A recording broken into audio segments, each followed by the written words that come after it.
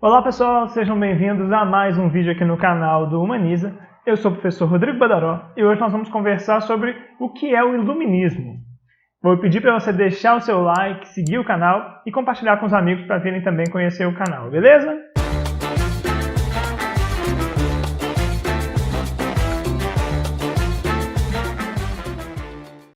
Bom pessoal, o iluminismo ele é um movimento filosófico, intelectual, cultural que surge na Europa por volta dos séculos 17 e 18. O que a gente precisa entender que é o mais importante do iluminismo? É que ele se opõe ao antigo regime. E aí, se você não sabe o que é o antigo regime, eu gravei um vídeo que é o que é o antigo regime. Vai estar aqui em cima nos cards para você correr o olho lá e lembrar. Mas, de forma sintética, a gente pode pensar o antigo regime em cima de 3 pilares ou 4 pilares muito importantes. Um deles é a política, que é absolutista. O outro é a economia, que é mercantilista. A sociedade é uma sociedade estamental, dividida em vários estamentos, com pouquíssima mobilidade social e com traços definidos geneticamente, hereditariamente. Quem é nobre porque vem de família de nobre e sempre será nobre, né? Um pouco essa ideia da sociedade estamental pré-iluminista. E por último, a gente ainda pode pensar num aspecto cultural dessa sociedade, que é uma sociedade muito influenciada pela Igreja Católica. Na Europa, nós estamos pensando, essa é a igreja predominante. Eu disse no vídeo sobre o Antigo Regime que o principal local do Antigo Regime, que a gente vê ele com mais clareza, é a França, e é um dos berços, um dos lugares mais fortes do catolicismo. Mas então, o que a gente precisa entender? Que o iluminismo vai se opor a esses elementos todos do Antigo Regime. Inclusive os iluministas ou os pensadores que se beneficiaram do iluminismo que vão dizer que aquele regime é antigo, que vão dar esse nome que a gente conhece até hoje para aquele sistema lá do século XVI, XVII até o final do século XVIII. Mas o que os iluministas então vão propor? Vamos pensar também por setores. Do ponto de vista político, eles são críticos ao absolutismo. E o que eles propõem no lugar? Varia muito. Essa é uma coisa que a gente tem que ter em mente. Embora a gente fale de um movimento só iluminista, na verdade são vários pensadores com visões diferentes. A gente tem pensadores que defendem uma república, tem uma visão mais radical de sociedade, que inclusive a gente considera que vai dar origem aos pensadores socialistas no futuro, que ainda não estão presentes nesse período. Pensadores, por exemplo, como Rousseau. Agora, se a gente pensa em Locke, em Voltaire, são outros iluministas também, que são críticos ao antigo regime e ao absolutismo, mas estão propondo um sistema um pouquinho diferente, que é muito inspirado no sistema inglês, uma monarquia parlamentarista, constitucional, em que até existe um rei, mas ele tem o seu poder muito limitado pelo parlamento, por uma constituição. Ou seja, a gente pode pensar que os iluministas tinham um forte consenso, uma forte crítica ao antigo regime, não exatamente um consenso em relação ao que seria colocado no lugar. No aspecto social, eles também vão ter uma visão radicalmente diferente. Eles não vão defender uma sociedade em que se tem o forte predomínio da ideia de sangue, né, de local de nascimento, para determinar a sua posição social e os seus privilégios. Em tese, os iluministas estão propondo uma sociedade em que haja a igualdade nos direitos fundamentais, nos direitos básicos das pessoas, em que todos são iguais perante a lei. Você já deve ter ouvido essa frase. Isso é um forte indicativo de que a gente vive numa sociedade que se beneficiou muito dos ideais iluministas. Então, essa já é um efeito do iluminismo, a gente pensa daqui a pouco sobre isso, mas a gente já vê que essas ideias ganharam muita força e instituíram o sistema que a gente vive hoje em alguma medida. Então, essas ideias de controlar o poder do rei, de propor uma igualdade entre as pessoas, o fim das distinções sociais, né, com base em títulos de nobreza, em sangue, hereditariedade, proposta de uma sociedade igual, formal, né, todos iguais perante a lei, a ideia de uma liberdade de expressão, as pessoas poderem dizer o que pensam, né, serem críticos a um governo, por exemplo. Ligado a isso, a ideia de uma liberdade de imprensa, uma imprensa que possa noticiar. Essas ideias são muito fortes, são constitutivas do iluminismo e elas dão origem a uma forte corrente filosófica que passa a ter grande influência no mundo inteiro a partir desse momento, que é o liberalismo político. O liberalismo, na sua esfera política, ele defende, de forma geral, essa estrutura. Uma divisão de poder, executivo, legislativo, judiciário, que essa é uma contribuição bastante específica de um teórico, Montesquieu. Ele defende o freio, então, dos governantes. Ele defende a liberdade de expressão, os direitos fundamentais, a vida. E um dos elementos centrais para os pensadores iluministas, de forma mais geral, existem exceções, mas de forma geral, é a defesa da propriedade privada. Esse é um elemento que ainda faz parte do liberalismo político, a defesa da propriedade, da vida, mas ela já começa a se conectar então com uma segunda esfera, que é o liberalismo econômico, ou a esfera econômica que também está dentro do liberalismo e do iluminismo.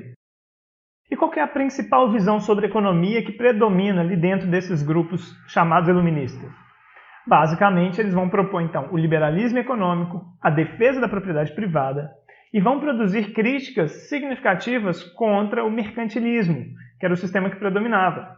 Eles vão ser críticos à forte intervenção do Estado na economia, eles vão defender, em linhas bem gerais aqui, a ideia de que se precisa ter um livre mercado.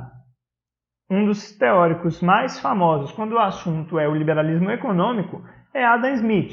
Ele foi responsável por uma teoria importante que começa a colocar os pilares do liberalismo econômico e a valorização do trabalho como fonte de riqueza. Nisso, Adam Smith se diferenciava um pouco de outras escolas que também criticavam o mercantilismo, como os fisiocratas, que defendia que a origem de toda a riqueza estava na terra. Existem uma série de correntes por trás desses debates, mas em linhas gerais o que a gente precisa entender é essa ideia, de que o liberalismo econômico ele busca se contrapor aos princípios básicos do mercantilismo. E ele se sustenta em cima de uma ideia da livre iniciativa, do livre mercado, da ideia de que os preços se autorregulam, se autoajustam. A gente tem leituras muito lineares e muito deturpadas desses autores feitos no tempo presente. A gente depois vai voltar para conversar um pouco sobre isso, como o liberalismo se desenvolveu nos séculos seguintes, e também chegar ao neoliberalismo, que é uma atualização desse ideal, mas de forma bastante distorcida até. Mas para não me alongar demais, a ideia é que a gente entenda então que o iluminismo é composto por uma série de autores, de pensadores, com vertentes um pouco diferentes, mas que estão ali unificados em torno de uma crítica ao absolutismo, ao mercantilismo, à divisão da sociedade em estamentos sem mobilidade social, uma sociedade muito hierarquizada. E, por último, em relação à cultura, eles têm um forte traço que a gente chama de anticlerical. Os iluministas vão trazer uma forte crítica à influência ainda exercida pela Igreja em toda a vida social. Essa é uma crítica que não é inaugurada pelos iluministas. Os teóricos renascentistas já faziam isso. Talvez você se lembre da crítica ao teocentrismo, a defesa de um antropocentrismo, do homem no centro, a proposta de um racionalismo, a valorização de um pensamento racional, científico, filosófico. Então, os iluministas dão continuidade a esse pensamento. Eles defendem a razão, defendem a ideia de luz, do conhecimento científico, da razão, para iluminar um mundo obscurantista, um mundo dominado pela visão dogmática, religiosa, metafísica, por formas que eles não consideravam as melhores para se compreender o mundo.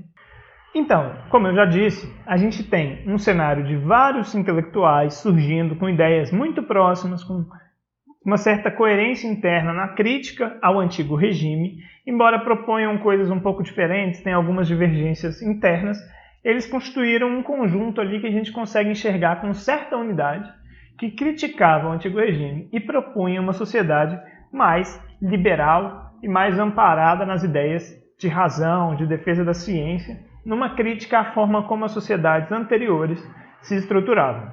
Esses pensadores têm um enorme impacto. A gente vai ver, em alguns casos, como é o caso famoso, mais clássico, da França, revoluções ocorrendo, inspiradas em alguma medida pelos ideais iluministas. Ideais nunca se transplantam diretamente para a prática, mas eles inspiram, eles organizam a vida das pessoas. Até hoje é bom a gente pensar sobre isso. Mas, então, eles inspiram muitas das ações revolucionárias ali, especialmente na França. E em outros lugares eles também são percebidos até pelos próprios monarcas como uma força muito grande. E dali surge uma coisa bem típica do século XVIII, século XIX, que é o despotismo esclarecido. Monarcas que se modernizam para tentar passar uma mensagem um pouco mais racional, esclarecida, mas seguem sendo déspotas, autoritários, né? Seguem com muito poder concentrados em suas mãos. Os ideais iluministas, então, se desenvolvem sobretudo no século XVII e XVIII, motivam revoluções, mudanças políticas em vários lugares, com especial ênfase na França, e é constituída por uma série de pensadores.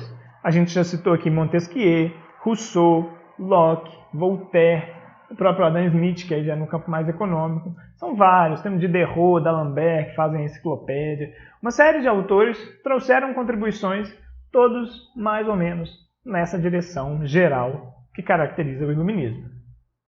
Beleza, pessoal? Esse tópico de hoje é um tópico extremamente rico. A filosofia, a ciência política, as ciências humanas de uma forma geral discutem muito as obras de cada um desses autores. A economia também discute lá a obra de Adam Smith e dos outros. Então, aqui é uma grande simplificação apenas para pensar de forma esquemática o sentido e a importância desses pensadores num dado momento, pensados eles em conjunto. Vale a pena, para quem tem interesse e gosta mesmo, buscar se aprofundar um pouco mais sobre a obra de cada um deles, entender a contribuição, a importância de cada uma delas. Tranquilo? Espero que esse vídeo tenha te ajudado. Deixa o seu like aqui, não esquece. Se ainda não segue o canal, clique aqui embaixo para se inscrever. E me procure também no Instagram, @humaniza1. É um canal ótimo para a gente trocar uma ideia.